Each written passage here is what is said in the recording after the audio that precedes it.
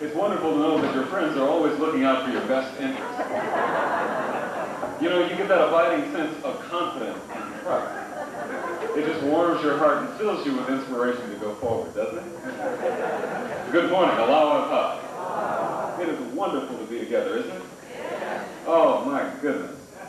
It fills your heart with joy, really. You look out over the friends, and all of our cares and our worries are suspended. We're together, we're loving, our hearts are connected, and that's what's important about life. We have that abiding sense of trust and confidence and strength and power that we can't get under any other circumstances because we believe in Baha'u'llah. We recognize the Lord of the age, and we're together in that. We're unified in that. And any obstacle that is put in front of us, we can overcome because of the fact and the strength and the power of that belief. So, Ya Baha'u'llah, it is wonderful to be together. The sun's not shining now, but it is shining in our hearts.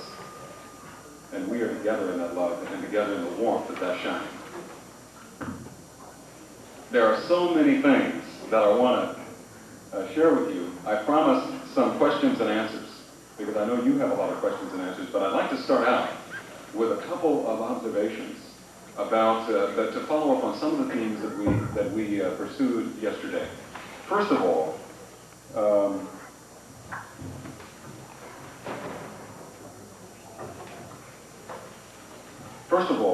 I want to briefly mention some of what I consider to be the significance of our movement into the fourth epoch.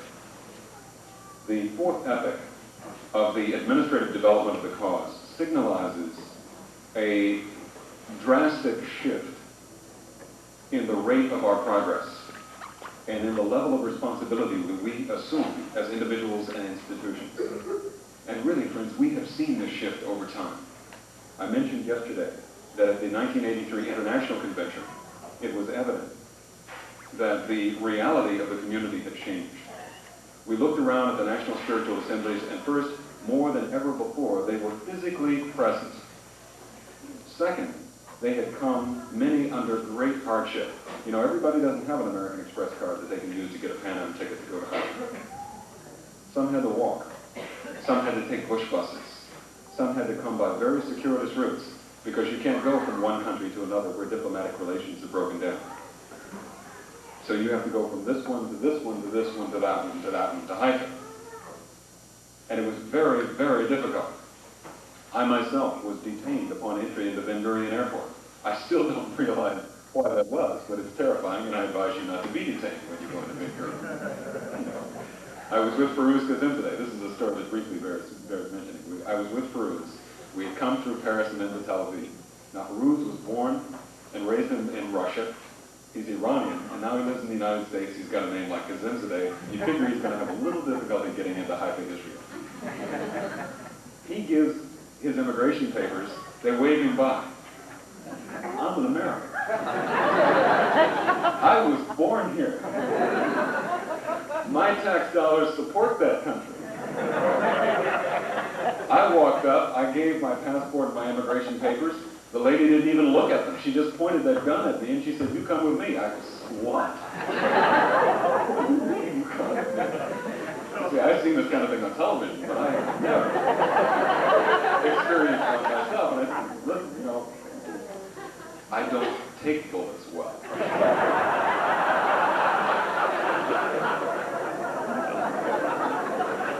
There are limits to my ability to deal with stress. But she just kind of grunted and went, I'm not all stupid, I went with it. We went into a little room that said police headquarters. I knew I was in trouble. They sat me on a wheelchair. And 5 policemen, all in khakis and all with these guns, got over me like flower petals. They completely dominated. Just, who was I? Where was I going? Da, da, da. I said, "Surely you must have noticed.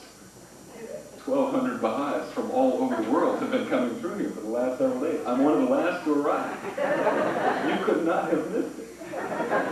You know, big buildings on the side of Mount Carmel. That's us. They finally let me in.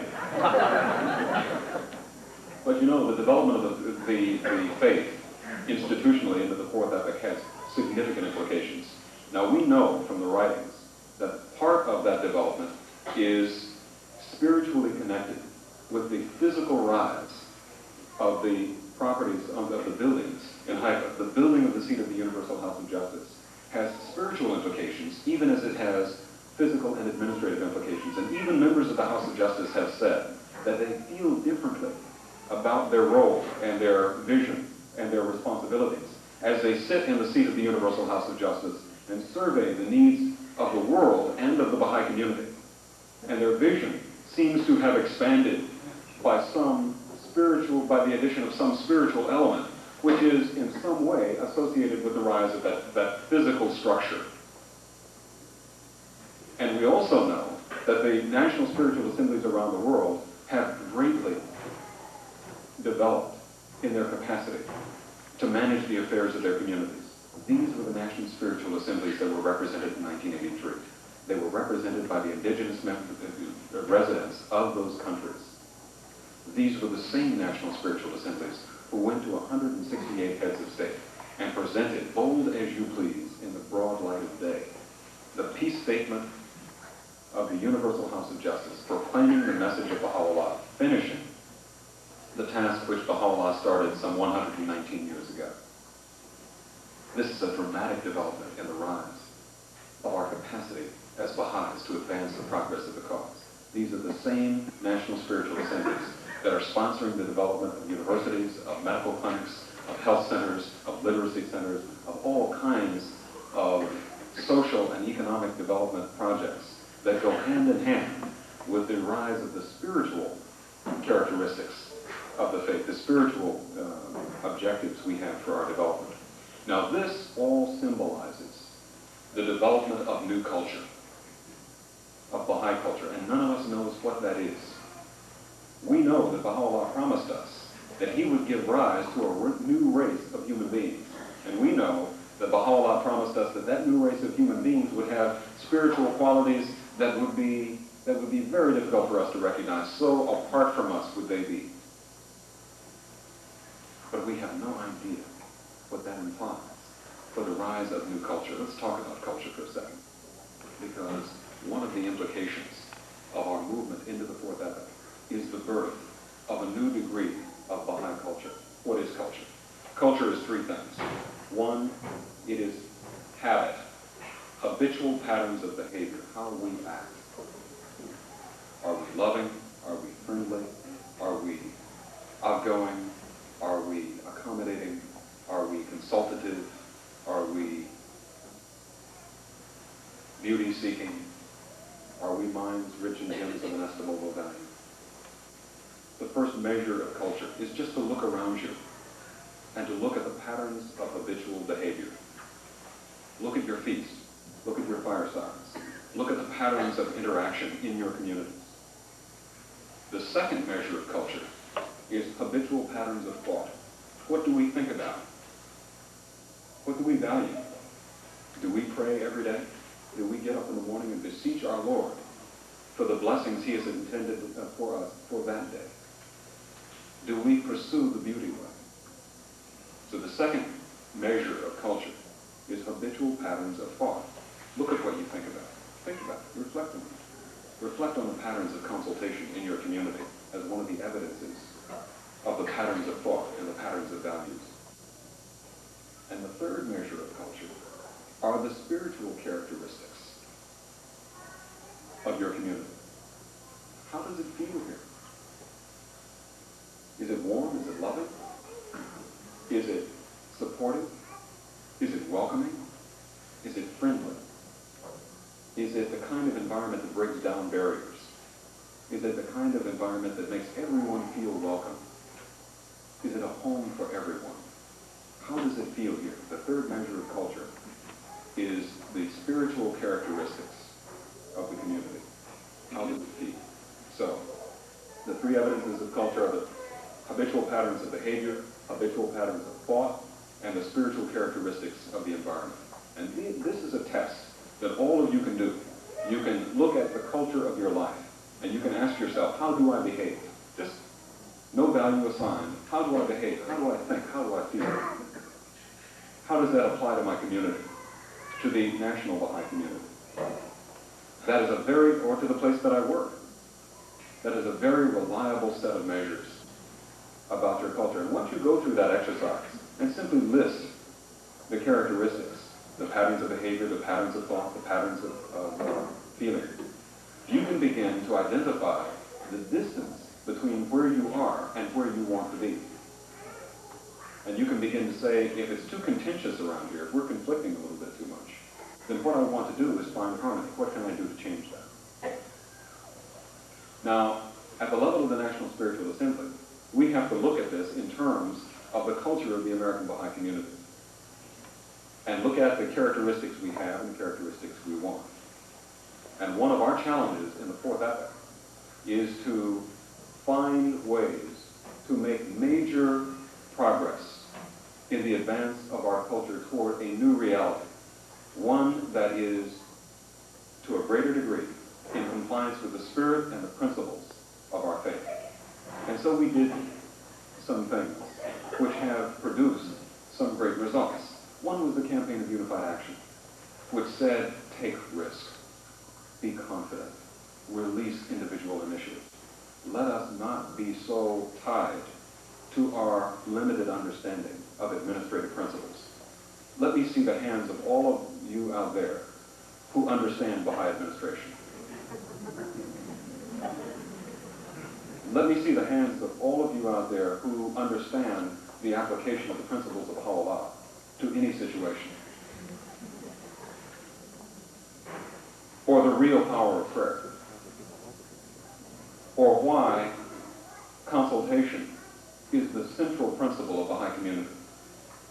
The central principle, the foundation principle of Baha'i community. Let me see all those hands. We have one. Tony, I'd like to get some notes. It is comforting to know that we're not completely bereft of God.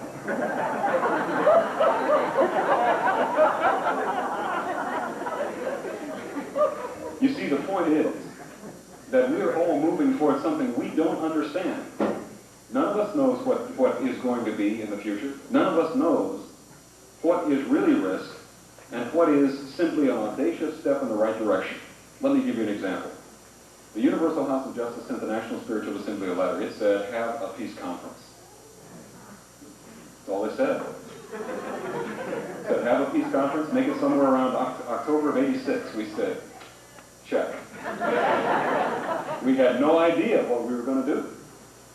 So we got to fiddling around and we said, well, now what are we going to do? Scratch, scratch, scratch. We said, one of the things that we need to do is we need to celebrate the achievability of peace. Because everybody out there thinks that we're going to get nuked to the Stone Age. It's true. Everybody thinks that we're going to be annihilated. Nobody really thinks that we're going to make it through this. Nobody understands that Baha'u'llah didn't spend all this time getting us ready just to blow us away. He spent this time getting us ready so that we could build a new spiritual and social and political and economic reality called the Kingdom of God's Heaven on Earth, or the world order of Baha'u'llah. That was the point. All of this grooming, all of these successive stages of development, social development, political development, scientific development, all this development was leading toward an end. And the end was the world order of Baha'u'llah. The end was not the annihilation of humanity. And we know that the leadership of that process is not the rulers, but the people, the meek. Because with the rejection of the proclamation of Baha'u'llah to the rulers, the meek did inherit the earth. That prophecy was fulfilled. And who are the meek? The meek are you and me. We have inherited that responsibility. And with that responsibility, we have gotten certain powers and certain kinds of assistance.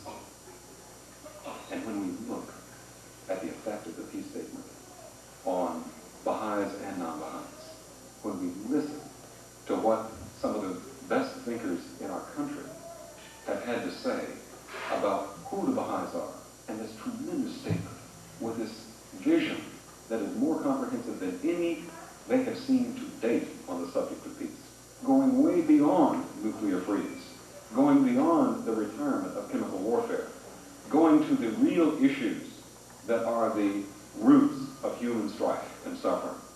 When we look at those things, we begin to see that we are about something much more essential, something that comes down to the kernel of our soul, something that gets right back to why God created us in the first place. I knew my love for thee, hence I created thee. Wherefore dost thou love me, that I may name thy name? That's who we are. I created thee rich, he says. Turn thy sight unto thyself, that thou mayest find me standing within thee. Mighty, powerful. That's who we are. So when we say that we're the meek, and that we have this tremendous responsibility to advance the world order of Baha'u'llah, the kingdom of heaven on earth, let us not think of ourselves in terms of our day-to-day reality, because we'll be confused. When we think of ourselves, we think of our incapacities, not our capacities. We think of how bright we're not.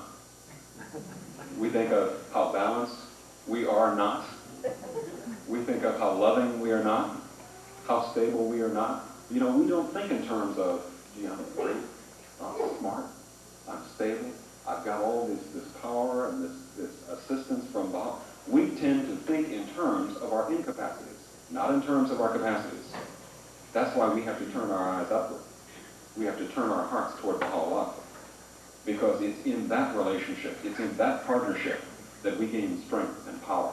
Now let's talk about that. Let's talk about the application of those principles to a real situation. The Universal House of Justice writes us a letter and says, have a peace conference. And we don't know what a peace conference is because we've never done one before. We certainly haven't done one on this level. And so we decided that we would, in the spirit of the campaign of unified action, we would try something that was strategically very risky. We wouldn't plan it ourselves. Now, we had planned to spend more money on this conference than we had ever spent on any conference, and we achieved that.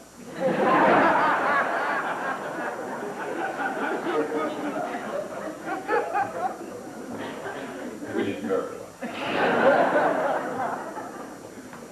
And we decided that we would have a celebration of peace, and that we wanted everybody involved. And that somehow it wasn't good enough to simply invite Southeast Asians, or to invite Hispanic Baha'is, or to invite Native Americans, or to invite... We had to go get them. We had to bring them to the conference. Because we wanted to create a new spiritual reality. And we decided that it wasn't good enough for the people at the National Center to plan the peace conference. That somehow the people in the Bay Area, somehow the people in California, had to have a real responsibility for the planning and the implementation of that conference. Now that was a lot of risk, because we've never done a peace conference before, and I know they have never done a peace conference before. And somehow the spiritual rightness of that decision was in releasing responsibility. So we went to California and we met with the spiritual assemblies of San Jose and San Francisco, and we said, you know, we got this letter from the Universal House of Justice, and the House said, have a peace conference. And we're not exactly sure what that means, but we're going to have a peace conference. And we'd like you to help us. As a matter of fact, we'd like you to assume a major amount of responsibility for the planning and implementation of that conference. And we made that beginning. We formed a pact. And they were shocked. You mean you're going to have a national conference in California, and you want us to be a part of the planning and implementation of that conference? And we said it wouldn't be complete if you didn't have a leadership role. This conference is in your town. It's got to be your conference. And so we began to release responsibility. And that is one of the first lessons of the fourth epoch. One of the characteristics of the fourth epoch has to be that we have to change our culture. First definition of culture, habitual patterns of behavior. We have to change our culture by releasing responsibility. Let me see again all the hands of those who know what the strategy for building the world order of Baha'u'llah is. You see, that's one of the reasons why we have to release responsibility. Because we will never understand the value and the wisdom and the essential nature of the contribution our Hmong and Cambodian brothers and sisters have to make to us. Our Native American brothers and sisters, our Hispanic brothers and sisters, our white brothers and sisters, all of them have to make to us unless we release responsibility. And we allow them freely and in their way to make their contribution to the development of this new thing called Baha'i culture, this thing we know nothing about, this thing that will give rise to this new race of human beings that Baha'u'llah has told us so much about. So the first step we took was to decentralize, to release responsibility. And we asked the spiritual assemblies of San Francisco and San Jose to begin to do some planning with us.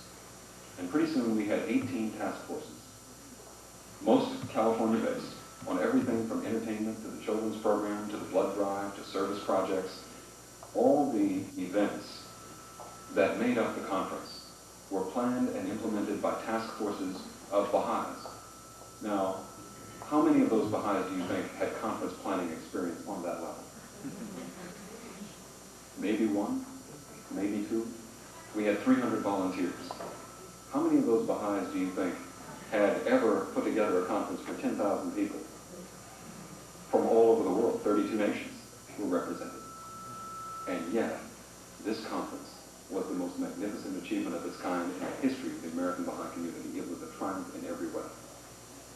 Was any of this a result of some sort of reaction to a tendency for over-administration within the Baha'i community, or was that at all in thinking when you decided to? Well, I think that's a subtle observation. Anytime you are young, and our administrative organization is very young, you have a tendency to covet responsibility. You have a tendency to hold it closely because you're insecure about it. And the institutions are just as young and as inexperienced as all the Baha'is. We haven't built a world over Baha'u'llah before, and we don't know a lot about that. So as we have experience and as we mature, we begin to learn a little bit about how to let go of responsibility and about the importance of that. In human resource network theory, there's a very simple principle, and the principle is that the network has to be made up of givers and takers, and that there has to be a common goal, but a wide variety of ways to get there. Well, we kind of learned that lesson, and part of what that said to us was we had to find ways to bring in the contribution of other peoples and other institutions and other communities, and that would be righter than simply planning from a central spot. We could not plan, in our judgment, the conference we had to have, the conference that would really celebrate the capacity of human beings to establish peace based on the oneness, the spiritual oneness and unity of humankind from all men. That had to be the product of a variety of contributions. So we set about to devise a conference planning strategy that would assure us that we got the widest variety of contributions to the planning process, and that we put our confidence in our assumption that if we were successful in gathering those contributions, that what would result would truly be a flower garden, a spiritual flower garden, that would sing the highest praise to the Baha'i concept of peace. So that was the first strategy. The second thing was this. We hoped that in this exercise of releasing this tremendous responsibility, now remember that about $500,000 is riding on this. And this is the first time that we go out to humankind and say, we have something to say to humanity about its destiny and about the role of every individual human being in the shaping of that destiny. We hadn't said that before. We had not invited Baha'is and non-Baha'is to come together and consult on these most important topics. So in many ways, this was a very revolutionary step for us. And we decided that if we were going to step into the void of risk, that we would step completely, that we would not take half a step. And the result was magnificent. The result was magnificent. The relationship between the National Spiritual Assembly and those 7 or 8 spiritual assemblies that were directly involved in the planning and implementation of the peace conference has fundamentally changed. Those communities are not the same. They see themselves differently. Their spiritual reality has changed. Their concept of their own capacity has changed. The fortunes of the faith in their communities has radically changed. And the possibilities for the next step in our development have changed It was a truly significant development in that way. Now this says something to us about what our future must be, that we must find ways to address our need to expand the boundaries of our vision about what Baha'i community and what Baha'i culture is, so that we don't lock ourselves up inside of the notion that we have created. I'll tell you a story that was very meaningful to me and may have some value to you as well. You know, we all think of Baha'u'llah in very personal terms. I don't know about you, but I do. I think of him as my Baha'u'llah. And somehow, there's a selfish part of me that doesn't share him with you. There's a selfish part of me that's very hard for me to understand how you relate to your Lord in the same way that I relate to mine. In Haifa at the 1983 International Convention, we got up at 4:30 every morning and we went down to the Shrine of the Bab to say dawn prayers. It's easy to get up at 4:30 in Haifa because the sun comes up at 4. By 4:30 it's broad daylight. It's a good time to be working on the kibbutz. We went down to the Shrine of the Bab and we said prayers every morning. Well, by the last day of the International Convention, the Shrine of the Bab was flooded with people at 6 a.m. And we couldn't go directly into the shrine. So we went to the little hill in the back of the shrine and waited for the number of people in the shrine to reduce so that we could go in and pray. And there was a young Ghanaian man, about 23 years old, whom I had met earlier, who was preparing to go into the shrine. Now he was just getting ready to go in and pray, to get to the serious work. And in his prayer, in his preparation, he was completely outstretched, almost on his toes, with his arms lifting into the heavens, as if any moment he would soar off the ground and into the heavens, chanting the tablet of Alma. And I saw in a glimpse that the Lord he was praying to was my Lord, that he knew the same Baha'u'llah I knew. And there was such a sense of, here is a man I never met, I don't know him, I don't know his reality, I don't know where he comes from, I don't know what his life is, but we are bonded together in a way that that bond can never be dissolved, because we know Baha'u'llah, we share that. Somehow, we have to build our communities in ways that will allow us, free us, to establish that bond with all people. And that's where we have to go. That's where we have to go. That's who we have to be. Now I can see by the time that I have used much more time than I had thought I would. Let me make just a couple of other points about the fourth epoch and some of the evidences of our progress in that stage of our development. And then I'll answer a couple of questions and then turn it over to Bob Harris, who I think follows. The next evidence of our incredible administrative development is the differences of the plans of the communities coming back from the 6-year plan for Victory outline. In the past, when the National Spiritual Assembly has sent out requests for community plans, we have gotten back a very familiar set of plans. In fact, it almost represented the Baha'i credo. We're going to adopt an extension goal. We're going to raise the number of the people in our community from 9 to 15. We're going to have children's classes. We're going to have deepenings and so on. However, with the 6-year plan, there were dramatic differences in the patterns of objectives among communities. Dramatic differences. Communities came back and to a much greater level than ever before said, we want to pursue the teaching of the faith among minority populations in our community, either Southeast Asians or blacks or Hispanics or whomever, whatever minority population was represented in that community. Baha'i communities had identified the need to expand the diversity, the variety of Baha'is in their community, and identified that as an objective across a very large pattern.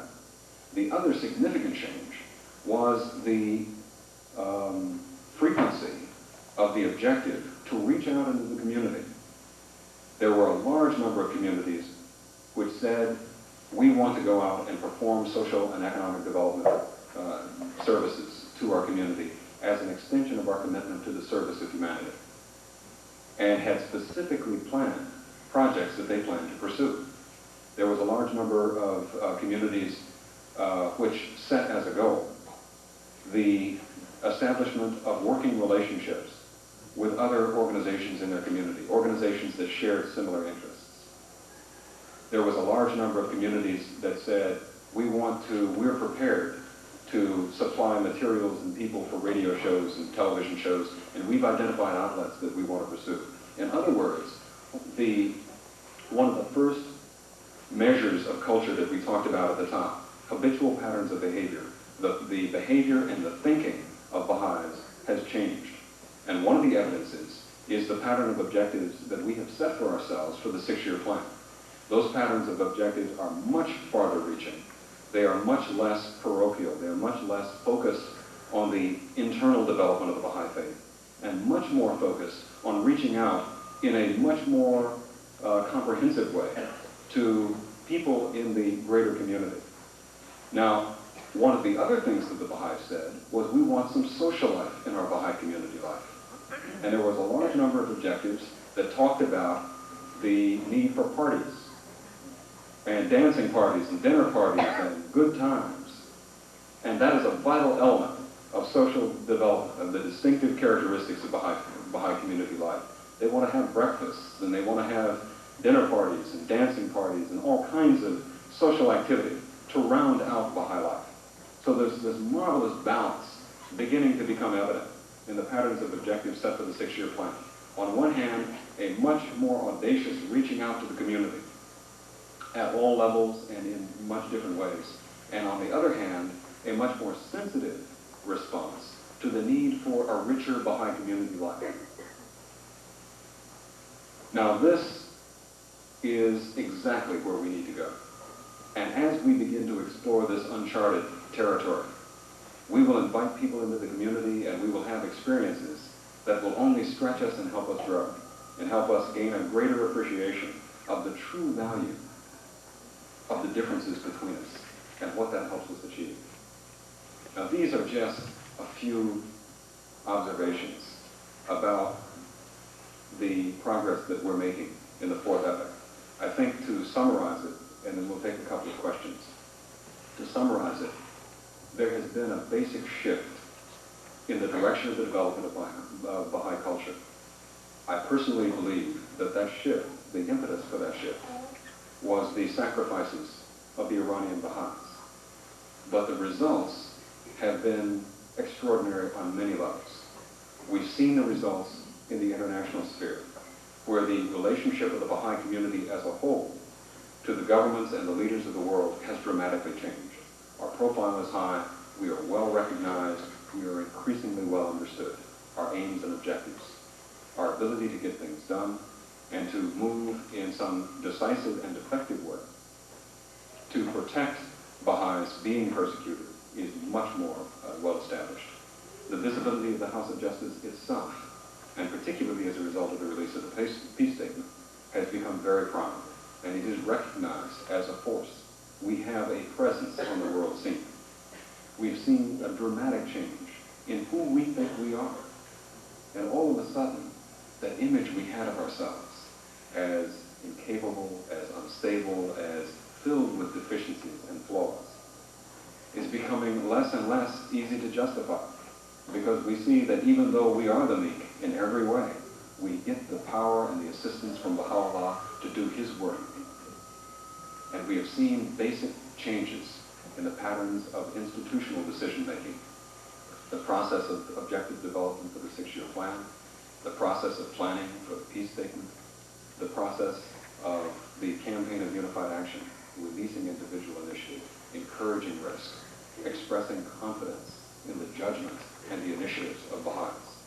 And this is where we have to go. Because as we learned in the survey we conducted just a few minutes ago, this is not something we know a lot about. building the kingdom of heaven on earth. And we have to do the best we can. And we have to trust that the mechanisms Baha'u'llah gave us of prayer, of consultation, of mutual assistance will be sufficient to get us out of any jam that our well-meaning initiative gets us into. Those are the good problems for us to have. Let me stop there and see if I can entertain a few questions.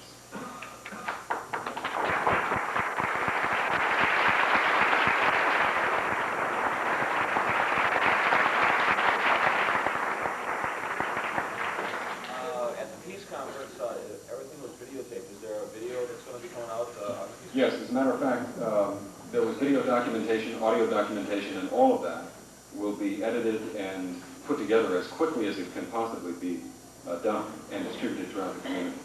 And another question, there is a presentation by the, for the slide presentation of the Promise of World Peace. Yes. Is that going to be coming out on video? That will be part of the video documentation.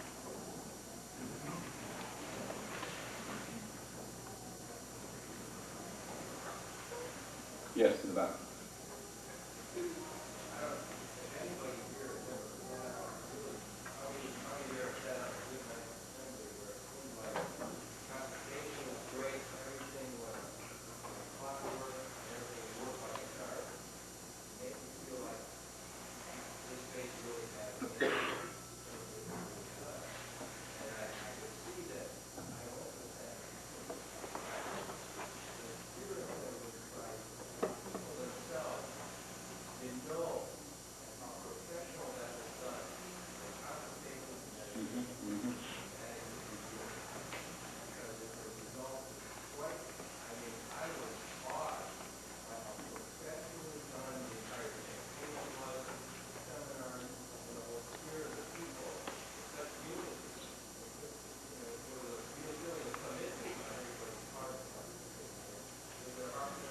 You see, this is the power of unified action.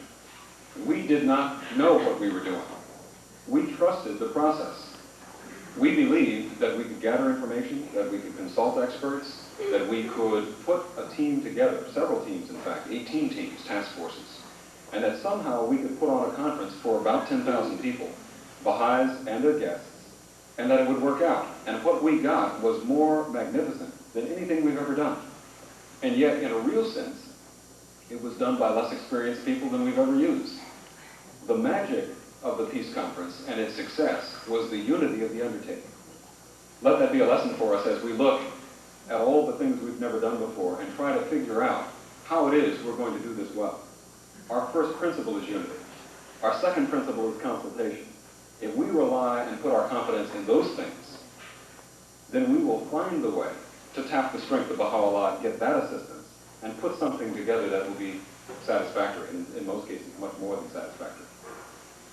Have the objectives of the fourth epoch been identified, the things that we need to accomplish before entering another? You know, this is the process that the National Assemblies throughout the world are going through now in the development of the objectives for the 6-year plan.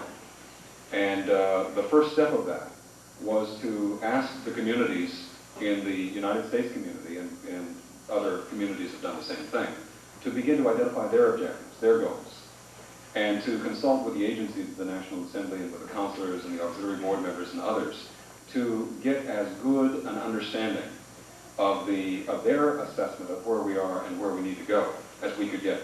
And then to glean from that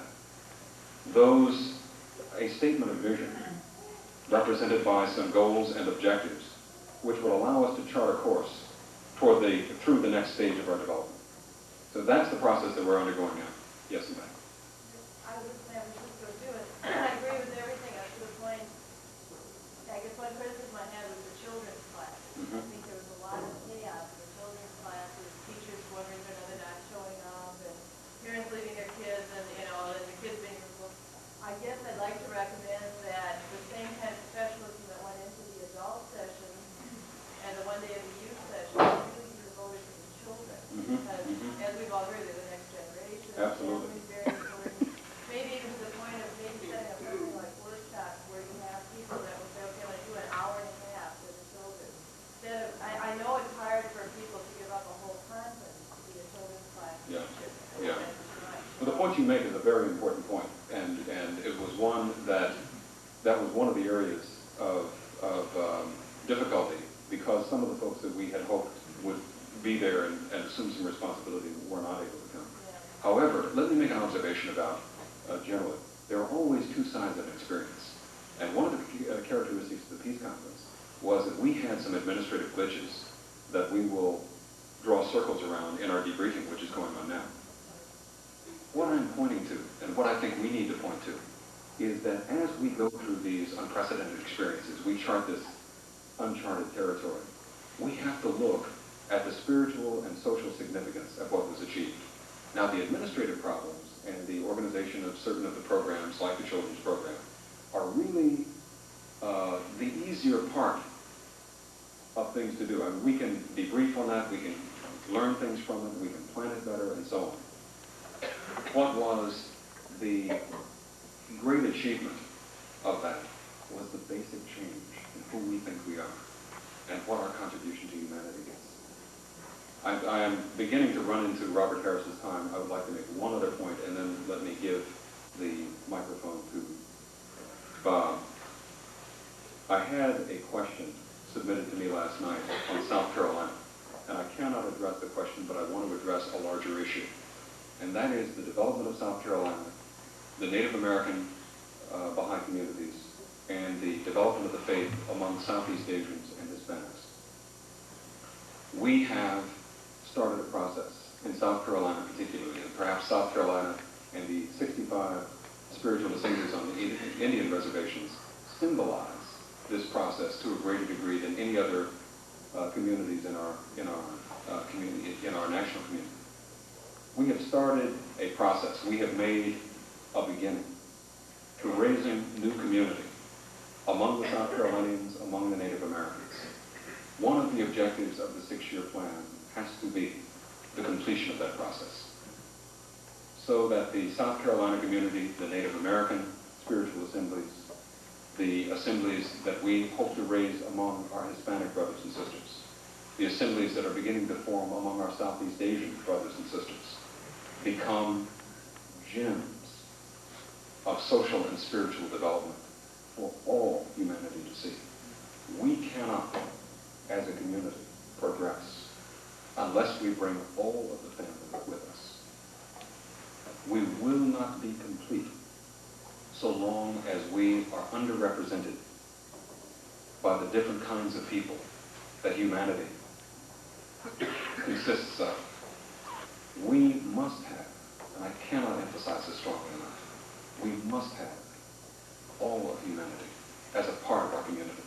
We must actively seek everyone in our community, high and low, rich and poor, black, white, yellow, and brown. If we are not represented in that way, then we are not complete. And the problems and the difficulties we have will be because of the absence of the contribution that certain of our family members have to make to our development. God has given the United States a very sweet blessing. He's gathered all the people in the world here in this country. Now we have to go and round up our family, because we cannot be at peace and one without all of the other members. It just is not the same. So as we look in our communities at what our objectives should be, let us look around and ask ourselves, what am I missing? Because there are no blacks in my community. What am I missing? Because the Southeast Asian residents of my community aren't represented in our Baha'i community. What am I missing? Because we don't have very many Hispanics in the American Baha'i community. What am I missing? Because we have not gotten to a level of spiritual peace where all of our brothers and sisters may be nourished, and we ourselves can find the nourishment that will satisfy the hunger of our souls. That is one of the objectives, if you will, of the fourth epoch. And I believe that we are stronger and more capable of pursuing that than we have ever been. We have learned a lot as a community. One of the big messages of the Peace Conference was that we have the message, and we have the spirit, and we have the love and the power. Now we simply have to recognize that, acknowledge it, and turn that power toward the transformation transformation of human